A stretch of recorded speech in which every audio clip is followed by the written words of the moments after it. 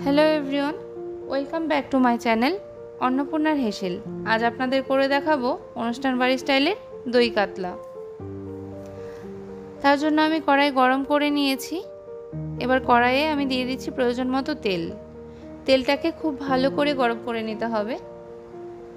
তেল গরম হয়ে গেলে এর মধ্যে আমি দিয়ে দিচ্ছি আগে থেকে নুন হলুদ মেখে রাখা মাছগুলোকে মিডিয়াম টু হাই হিটে উল্টে পাল্টে হালকা করে ভেজে নেব।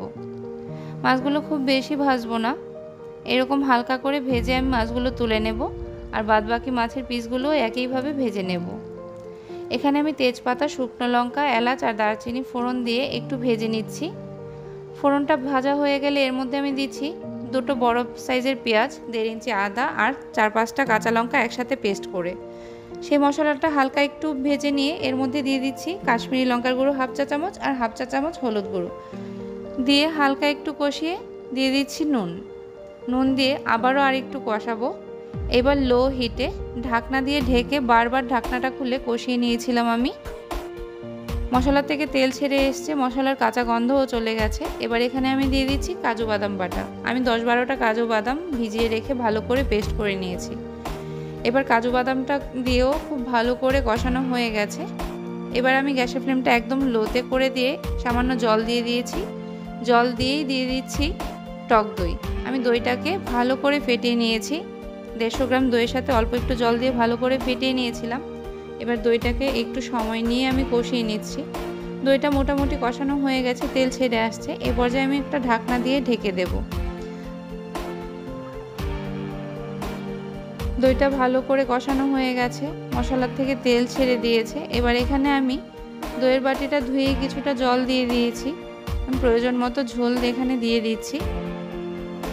এবার ঝোলটা ফুটে উঠলেই আমি মাছগুলো এর মধ্যে দিয়ে দেব। ঝোলটা ফুটে উঠছে, এ পর্যায়ে আমি মাছগুলো এর মধ্যে দিয়ে দিচ্ছি। মাছগুলো দিয়ে একটু ভালো করে মিশিয়ে ফুটিয়ে নেব।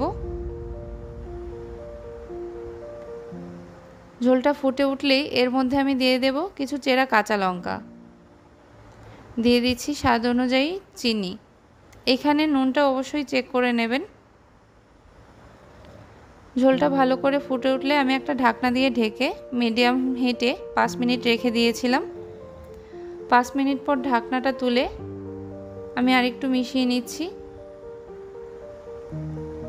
গ্যাসের ফ্লেমটা এখানে আমি মিডিয়ামেই রেখেছি। এবার এর মধ্যে আমি দিয়ে দিয়েছি কিছু ধনেপাতা কুচি দিয়ে একটু ভালো করে ফুটিয়ে নিয়েছি। এবার এর মধ্যে ঘি দিয়ে আমি ঢাকনা দিয়ে লো হিটে 5 মিনিটের জন্য রেখে দিয়েছিলাম। এবার গ্যাসের ফ্লেমটা বন্ধ করে দিয়ে উপর থেকে বেরেস্তা ছড়িয়ে দিলেই তৈরি হয়ে গেল অনুষ্ঠান বাড়ি স্টাইলের দই কাতলা। আমার রান্না যদি আপনাদের ভালো লাগে তাহলে please like, share and subscribe my channel.